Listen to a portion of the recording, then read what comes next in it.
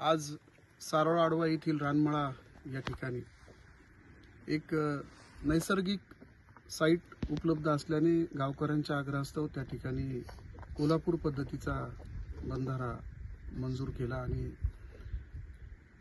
त्या कार्यक्रमाच्या निमित्तानं या ठिकाणी उपस्थित असलेले अरुणराव ठाणगे, संदीपजी कपाळे ज्यांच्या मार्गदर्शनाखाली काम होत आहे ते शाखा अभियंता श्रीयुत सचिनजी रामदीन, ठेकेदार नरेंद्र पोळ, उपस्थित असलेले सारोळ्यामधील सर्व ज्येष्ठ, शेजारून गावातून डिकसळून आलेले डिकसळचे सरपंच आणि त्यांचे सर्व सहकारी.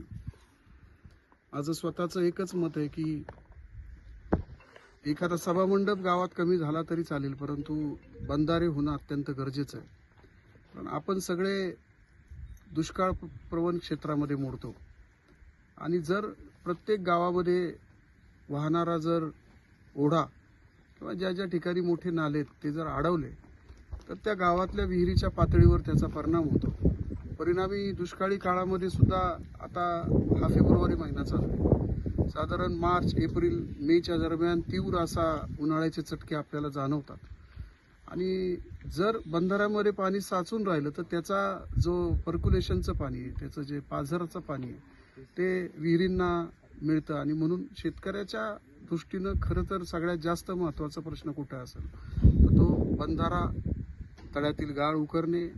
आम्ही याही पुढच्या काळामध्ये असेच प्रत्येक गावातले बंधारे असतील आणि गाळमुक्त जे काही धोरण आहे शासनाचं ते राबवण्याचा एक मानस आमचा आहे.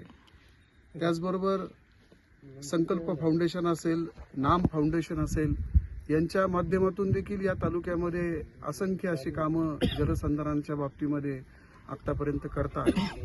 मला या तालुक्यामध्ये 136 पेक्षा जास्त बंधारे बांधण्याचा योग आला आणि आज देखील मला खूप आनंद होतोय की बऱ्याच वेळा पुढच्या पिढीला हे माहीत नसतं.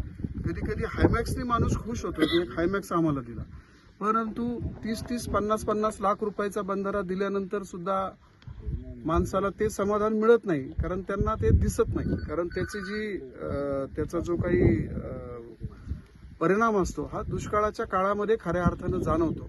आणि म्हणून माझी सगळ्या तरुण बांधवांना एवढीच विनंती आहे की तुम्ही या पुढच्या काळामध्ये आपण सगळ्यांनी पाणी क्षेत्रावर काम करणं अत्यंत गरजेचं आहे, जेणेकरून बळीराजा सुखी होईल आणि जर पाणी असेल तर जीवन आहे. आणि म्हणून मी देखील माझा स्वतःचा संकल्प आहे की आपण भविष्य काळात पाणी या विषयावर जास्त लक्ष द्यायचं.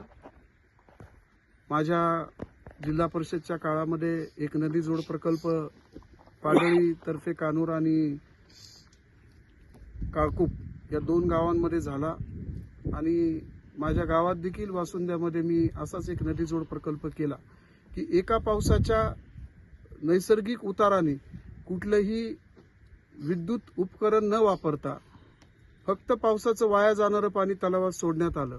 त्याला काही फार खर्च येत नाही, परंतु एका पावसातच तलाव साधारण 50% भरतो असा माझा स्वतःचा अनुभव. आणि म्हणून या पुढच्या काळामध्ये बंधाऱ्यांच्या साईट जिथं जिथं असतील तिथं जास्त लक्ष देण्याचा माझा मानस आहे. इथल्याही आमच्या तरुण बांधवांनी आता एक मागणी केली की आम्हाला अजून बाई बंधारे पाहिजेत, तर मी त्यांना इथं आश्वासक पद्धतीने सांगतो की तुम्ही चिंता करू नका, तुम्हाला अजून जितके बंधारे पाहिजेत गावामध्ये ते देण्याचं मी या ठिकाणी जाहीर करतो. आणि भविष्यकाळ हा सगळी जी काही उद्याची संघर्ष असेल तो पाण्यासाठी असेल आणि म्हणून याच प्रश्नावर जास्त लक्ष देणं हे अत्यंत गरजेचं आहे. नमस्कार. आज सारोळ आडवा येथील रानमाळा या भागातील कोल्हापूर टाईप बंधाऱ्याचं भूमिपूजन आमच्या पारनेर तालुक्याचे युवा नेते माननीय सुजित पाटील जावरे यांच्या शुभ हस्ते पार पडले. त्याचबरोबर त्यांच्या समवेत पारनेर तालुका शिवसेना प्रमुख अरुणराव ठाणगे, कपाळे इत्यादी मान्यवरांच्या, ग्रामस्थांच्या उपस्थितीत हा समारंभ मोठ्या उत्साहाने पार पडला. या ठिकाणी सुजितदादांनी 30 लक्ष रुपयाचा कोल्हापूर टाईप बंधारा गावच्या या विकासासाठी भरीव असं योगदान या कोल्हापूर टाई बंधाऱ्यामुळे होणार आहे.